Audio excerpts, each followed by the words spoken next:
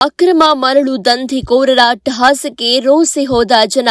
ಹಗಲು ರಾತ್ರಿ ಎನ್ನದೇ ನಿರಂತರ ಮರಳು ಮಾಫಿಯಾ ನಡೀತಾ ಇದ್ರೂ ಕೂಡ ಅಧಿಕಾರಿಗಳು ಗಪ್ಚುಪ್ಪಾಗಿದ್ದಾರೆ.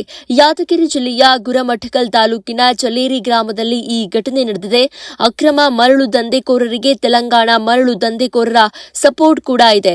10 ಟ್ರ್ಯಾಕ್ಟರ್ಗಳನ್ನ ಮರಳು ಸಾಗಾಟಕ್ಕೆ ತೆಲಂಗಾಣ ದಂಧೆಕೋರರು ಬಿಟ್ಟಿದ್ದಾರೆ. ಅಕ್ರಮ ಮರಳು ಸಾಗಾಟಕ್ಕೆ ಅಧಿಕಾರಿಗಳು ಕೂಡ ಶಾಮೀಲಾಗಿದ್ದಾರೆ. ಒಂದು ಟ್ರ್ಯಾಕ್ಟರ್ನಿಂದ ತಿಂಗಳಿಗೆ 15,000 ಮಂತ್ಲಿ ಹಣ ಪಡೆದಿದ್ದಾರೆ ಪೊಲೀಸರು ಅನ್ನುವಂತಹ ಆರೋಪ ಕೂಡ ಇದೆ. ಚಳ್ಳೇರಿ ಹೊರವಲಯದ ಜಮೀನು ಒಂದರಲ್ಲಿ ಮರಳು ಸ್ಟಾಕ್ ಮಾಡ್ತಾರೆ. ಸ್ಟಾಕ್ ಆದ ಮರಳನ್ನ ರಾತ್ರಿ ಹಗಲು ಎನ್ನದೆ ಬೇರೆ ಬೇರೆ ಜಿಲ್ಲೆಗೆ ಸಾಗಾಟ ಮಾಡ್ತಾರೆ.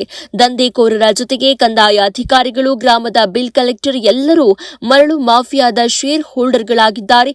ಅಕ್ರಮ ತಡೆಯಬೇಕಾದ ಅಧಿಕಾರಿಗಳೇ ಈ ರೀತಿಯಾಗಿ ಅಕ್ರಮ ಮರಳು ಸಾಗಾಟದಲ್ಲಿ ಭಾಗಿಯಾಗಿದ್ದಾರೆ. ಆದಷ್ಟು ಬೇಗ ಮರಳು ಮಾಫಿಯಾ ತಡೆಗಟ್ಟುವಂತೆ ಗ್ರಾಮಸ್ಥರು ಮನವಿಯನ್ನ ಮಾಡಿದ್ದಾರೆ.